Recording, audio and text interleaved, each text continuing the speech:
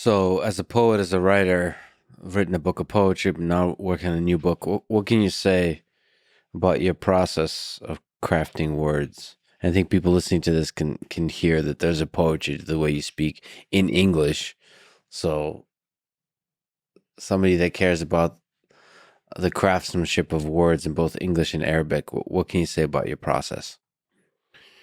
It's a lot more neat than like this conversation. It's like I am obsessed with sentences, and it takes me a long time to like finish a piece of writing. I'm a perfectionist. Do you edit a lot? I edit all the time, and I like can't move on from one sentence until it's perfect. But I will say, my other writer friends here in New York do not face is how easily disrupted my writing is by other news.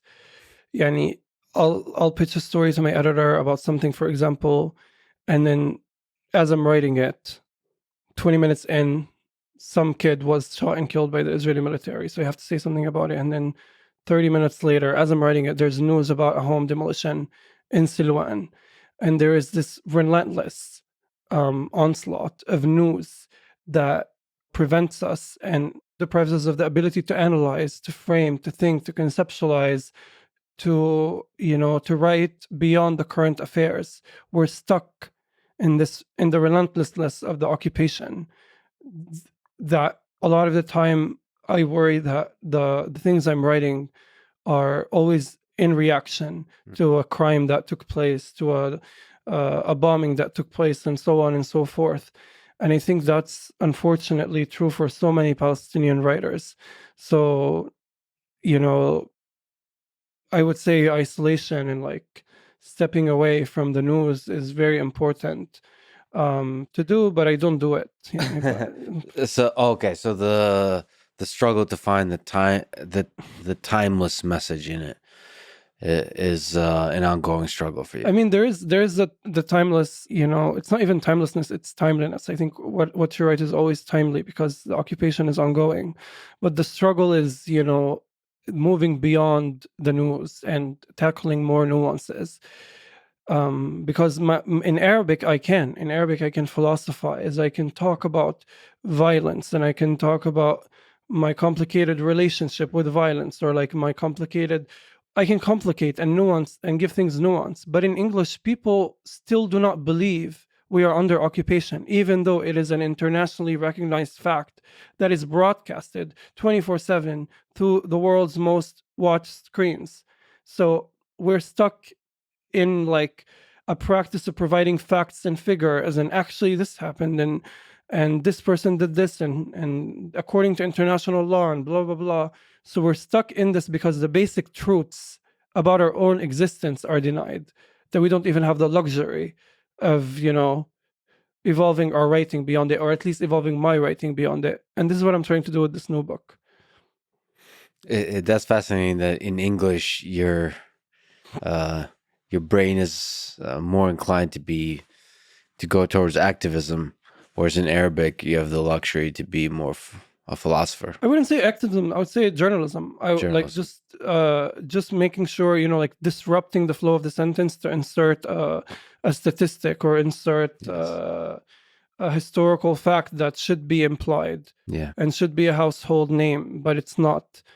Um, you know, I can't just say the Nakba. I have to say the Nakba, the 1948 near total destruction of Palestinian society at the hands of Zionist militias that later formed the Israeli military, Yeah. that now terrorizes us today. And there's like 3-tier legal system, blah blah blah.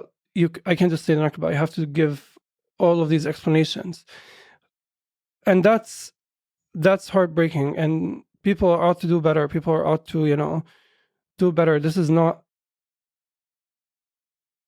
it's not what my literature should be limited to. It's not what anybody's literature should be limited to. It's the job of news reporters to report the news, but a lot of the time they use looted language, they use passive voice, they obfuscate facts, and it's on the shoulders of us, the heavy carrying. Would you say the press in the United States does a good or a poor job of covering Israel and Palestine? Terrible job, horrible job, What's the horrendous job. They don't do their job whatsoever. what are the biggest failings? Not mentioning that a town is occupied when you're reporting about an occupied town. Not mentioning that a settlement is illegal, or a settler is illegally present in a Palestinian village when you're reporting on them. Only quoting Israeli officials, and only quoting Israeli politicians and police officers, and framing your entire analysis with Israeli officials, and only interviewing Palestinians when they have been brutalized and victimized physically. Yeah, those are some of the issues. There is plenty. And then like saying things, like Israel will bomb a hospital in Gaza, and the press will say like Hamas run hospital, and this negative association with Hamas will remove any sympathy from the reader towards the victims of this hospital bombing. A lot of things, and a lot of them are sinister.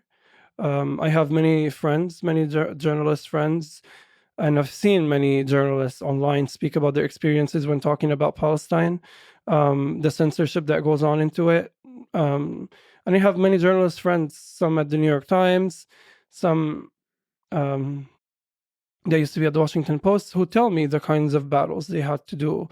They had to go through with their editors to let them even utter the word Palestine. And not even in like news pieces, like pieces about, let's say, a Palestinian artist or a Palestinian chef or whatever. There's a lot that happens behind the scene that is not reported on. Because when it comes to Palestine, the rules and the laws of journalism are bendable. Passive voice is king, omitting facts is acceptable, anything goes.